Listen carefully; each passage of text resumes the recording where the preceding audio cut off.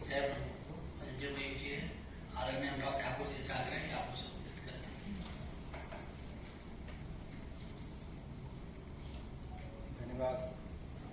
धन्यवाद अनिल भाई। नमस्कार मित्रों,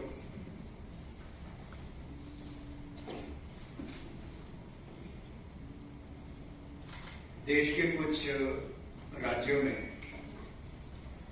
महिलाओं के प्रति जो अत्याचार दुष्कर्म की घटनाएं बढ़ी,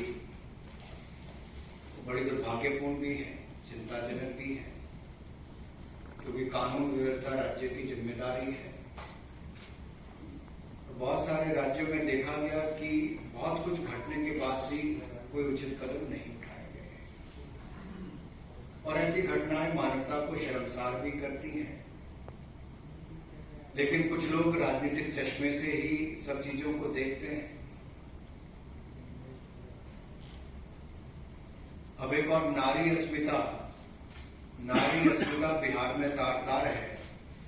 नीतीश तेजस्वी के चश्मे से बिहार में बाहर ही बाहर है। उनको वहां पर बेगूसराय में जो घटा वो आप सबके सामने है, लेकिन मुख्यमंत्री उप मुख्यमंत्री की तरफ से एक शब्द ना आना ये दिखाता है कि महिलाओं के प्रति अपराध बढ़ भी रहा है और अपराध करने वाले को संरक्षण भी मिलता है। एक और राजस्थान है जो टूरिज्म की दृष्टि से बहुत महत्वपूर्ण, बहुत खूबसूरत राज्य है, संस्कृति बहुत, और राजस्थान में टूरिस्ट जितने आते हैं कि उसके यही कारण है, बहुत अच्छा सब कुछ था। लेकिन 5 वर्षों में राजस्थान कहां पहुंच गया?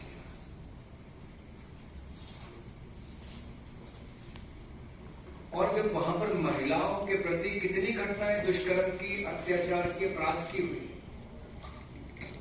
एक शांत राज्य, सुरक्षित राज्य पिछले 5 वर्षों में नंबर 1 महिला अपराध में बन गया है। 1,09,000 महिला अपराध की घटनाएं पिछले 4 वर्षों में। 33,000 महिलाओं के साथ दुष्कर्म की घटनाएं राजस्थान में। 22% देश की महिला दुष्कर्म की घटनाएं राजस्थान में। ये अपने आप में राजस्थान को नंबर 1 महिला अपराध में बन रहा है, और कुल मिलाकर लगभग 10 लाख से ज्यादा आपराधिक घटनाओं को रजिस्टर किया गया। अब प्रधानमंत्री जी ने कहा था कि महिलाओं पर अपराध की घटनाओं पे राज्यों को कड़े कदम उठाने चाहिए, और सोनिया जी और राहुल गांधी जी के आदेश पर मुख्यमंत्री अशोक गहलोत जी ने कड़े कदम उठाए और अपने ही मंत्री को बर्खास्त कर दिया। बर्खास्त इसलिए किया कि राजेंद्र गुड़ा जी ने राजस्थान के हालात पर चिंता व्यक्त कि दूसरे राज्यों को छोड़ के राजस्थान में जो महिलाओं के खिलाफ अपराध की घटनाएं बढ़ रही है उसकी चिंता की जाए, चर्चा की जाए। और मुख्यमंत्री अशोक गहलोत जी ने राहुल गांधी जी, सोनिया गांधी जी के आदेश पर उसको ही बर्खास्त कर दिया। और उन्होंने क्या कहा राजेंद्र सिंह गुड़ा जी ने कि विधानसभा में मैं सीएम से 1-on-1 जवाब मांगूंगा। और बड़ी बात ये कही है, किसी और ने नहीं, जो 4.5 साल राजस्थान की सरकार में, अशोक गहलोत जी की सरकार में मंत्री रहे, उन्होंने कहा प्रदेश में सीएम का इकबाल खत्म हो गया है। ये बहुत बड़ी बात है। एक जो आपका मंत्री 4.5 साल आपके साथ रहा है, उन्होंने कहा राजस्थान में अराजकता का माहौल है।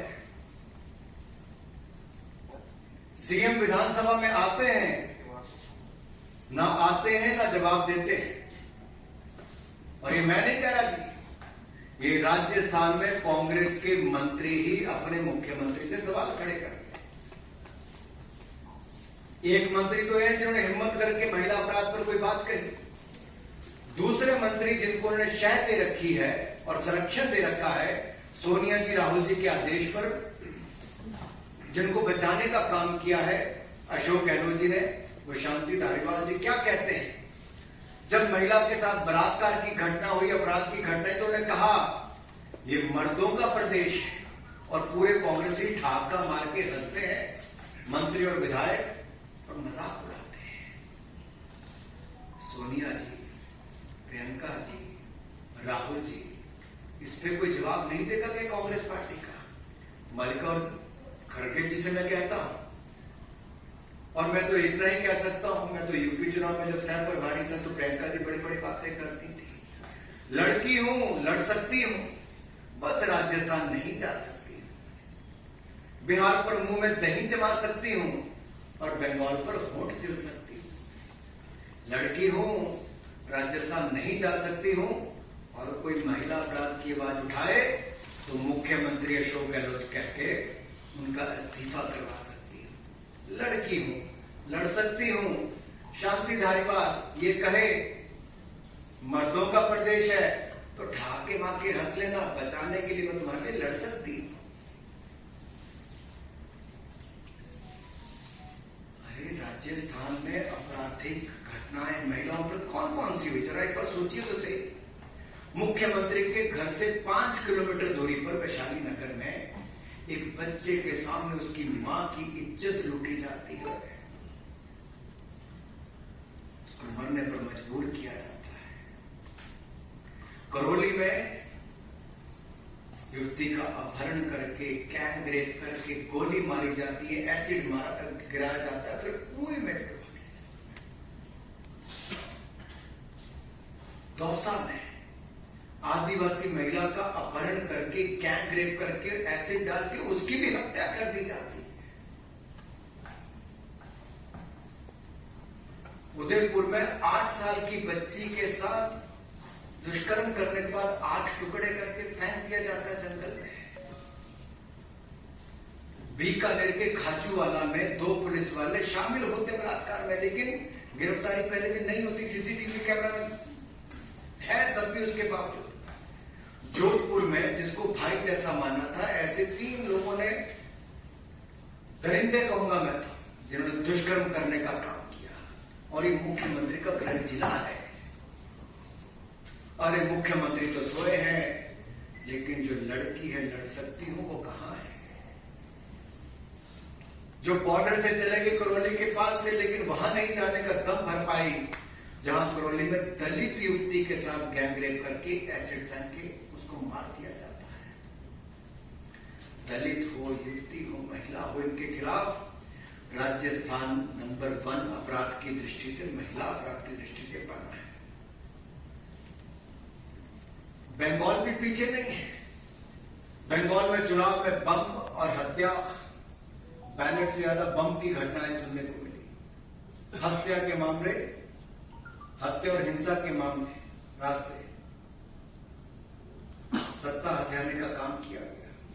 लेकिन पश्चिम बंगाल में मैं आप सबके सामने कहना चाहता हूं, ममता बनर्जी जी, न जाने आपके दिल में ममता बची है कि नहीं बची है, ये सवाल खड़ा होता है। बंगाल के हावड़ा में इंसानियत शर्मसार हुई है, लेकिन सबके वोट सिले हुए हैं। हावड़ा के पांचला इलाके में पंचायत चुनाव के मतदान से, पंचायत चुनाव के मतदान के दिन 40 से ज्यादा टीएमसी के गुंडों ने महिला को निर्वस्त्र करके घुमाया, त्याशी को पीटा गया, बेइज्जती की गई। और यही नहीं, बंगाल के ही मालदा में एक जो वीडियो वायरल हो रहा है, मैं तो ऐसे वीडियो दिखाऊंगा भी नहीं, शेयर भी नहीं कर सकता, लेकिन जहां पर 2 महिलाओं को पीट पीट कर अर्धनग्न किया जा रहा है और नंगा करके उसको जैसे घुमाया जा रहा है, वीडियो बनाया जा रहा है। कहां है ममता जी की ममता? कहां है सरकार? कहां कार्रवाई हो पा रही है? ये बंगाल से लेके, बिहार से लेके राजस्थान तक, तृणमूल हो, जेडीयू हो, आरजेडी हो, कांग्रेस हो, इनके शासित राज्यों में महिलाओं के खिलाफ अपराध की घटनाएं बढ़ रही है और सरकार एक मूक दर्शक बन के बैठी है। ये गठबंधन की बात करते हैं, उस गठबंधन के नेताओं के ऊपर देखिए, एक भी इस बात को लेकर अपनी बात नहीं कहता है। और कहां गए वो अवार्ड वापसी वाले लोग? कहां गए कैंडल मार्च वाले लोग? कहां गए फ्रीडम ऑफ स्पीच वाले लोग? क्या बंगाल, बिहार, राजस्थान में महिलाओं के साथ होती घटनाओं पर वो मूक दर्शक बन के बैठे रहेंगे?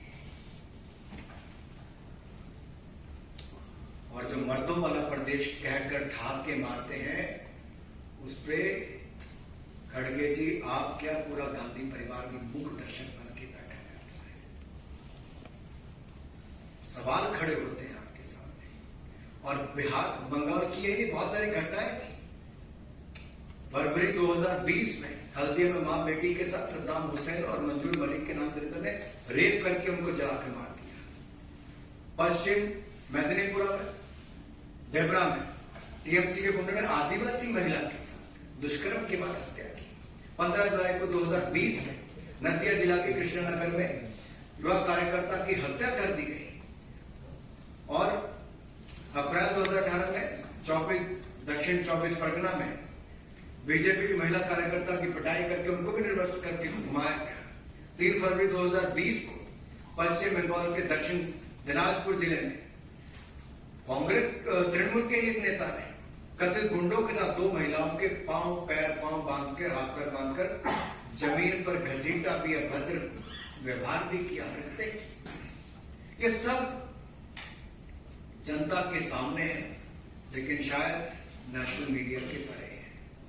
उन लोगों की आवाज जो कभी बाकी मुद्दों को लेकर आते हैं, इन घटनाओं पर चुप रहते हैं। कितनी गिनाओ, कितनी ऐसी महिलाओं के साथ दुष्कर्म की घटनाएं जिनकी आप बीती आपको सुना। मुझे तो कहते हुए भी कई बार शर्म आती है जिस तरह की घटनाएं इन राज्यों में घट रही है।